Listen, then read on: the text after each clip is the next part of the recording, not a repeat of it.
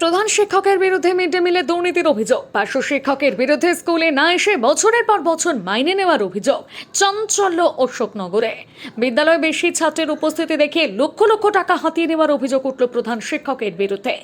রোজ রোজ তো অফিসিয়ালি উনি 535 জন দেখাচ্ছেন, 535 জন খায় মোটামুটি ওই 200 প্লাস মাইনাস। খবর পেয়ে ঘটনায় নড়ে চড়ে বসল জেলা স্কুল পরিদর্শক ও জেলা শাসকের দপ্তর। ঘটনাটি ঘটেছে অশোকনগরের এজি কলোনির দেশবন্ধু প্রাথমিক জিএসএফপি স্কুলে। অভিযোগ, স্কুলে 200-250 ছাত্রের উপস্থিতি প্রতিনিয়ত থাকলেও খাতায় কলমে তা 500-র ওপরে দেখানো হয়। আর তাদের নামে বরাদ্দ মিড ডে মিলের টাকা আত্মসাৎ করেন স্কুলেরই প্রধান শিক্ষক হিমাংশু বিশ্বাস। স্কুলের সহ শিক্ষক এবং অভিভাবকদের মারফত সেই খবর পাওয়ার পর চলতি সপ্তাহে অন্তত 3 বার মিড ডে মিল সংক্রান্ত বিষয়ের খোঁজ খবর নিতে বিদ্যালয়ে আসেন স্কুলের শিক্ষা দপ্তরের লোকজন। শুক্রবারও শিক্ষকদের নিয়ে বৈঠক করেছেন বাণীপুর চক্রের এসআই সহ 3 সদস্যের দল।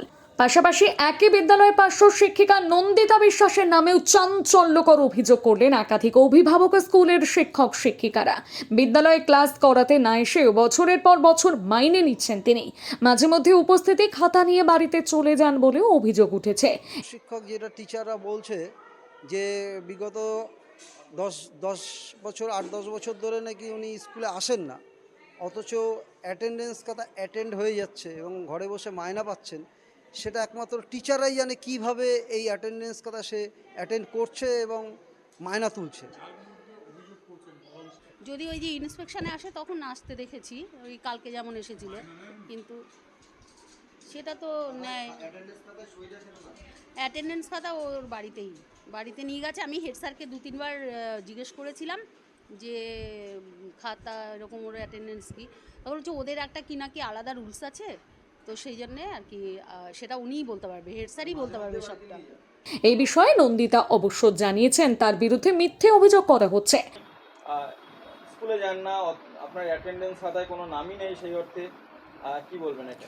না, এটা তো দেখুন, যারা বলেছে একটা ভুল ব্যাখ্যা দিয়েছে। সেটা হচ্ছে যারা স্কুলে পার্মানেন্ট টিচার আছে তাদের সাথে আমার অ্যাটেন্ডেন্সটা হয় না, একটা আলাদা খাতা মেনটেন করে আমাকে অ্যাটেন্ডেন্স করতে হয়। তো আমার যে আলাদা খাতাটা সেটাই আমি সই করি, অ্যাটেন্ডেন্স করি, এবং আমার এই প্যারা টিচারের জন্য আমাকে হাবড়া, যেহেতু আমি বাণীপুর সার্কেলের হাবড়া 23 নম্বর ওয়ার্ডে আমার চাইল্ড রেজিস্টারের কাজ পড়ে, সেই চাইল্ড রেজিস্টারের কাজটা আমাকে করতে হয়। এবং মূলত আমাদের কাজটা হচ্ছে স্কুলের যারা স্কুল ছুট বাচ্চা, যে বাচ্চাগুলোর বয়স হয়ে যাচ্ছে, তারা স্কুলে আসছে না, কেন স্কুলে আসছে না, এই বাচ্চাগুলোকেও কালেক্ট করা আমার কাজ। সাথে আমাদের 4 দিন স্কুল যেতে হবে, এবং তার 4 দিন ছাড়াও আমি যখন বেরোই না বাইরে ভিজিটে, তখনও আমি স্কুলে যাই, স্কুল করি। এবং বিগত দিনে যখন প্রথম আমি জয়েন করি 2007 সালে, তো 2010-এ আমি প্রেগনেন্ট ছিলাম, আমার সন্তান হয়। সেই সময়ও আমি 9 মাস অবধি স্কুল করেছি, এবং সকাল 10:30টায় এসে 3:30টায় আমি স্কুল থেকে যেতাম।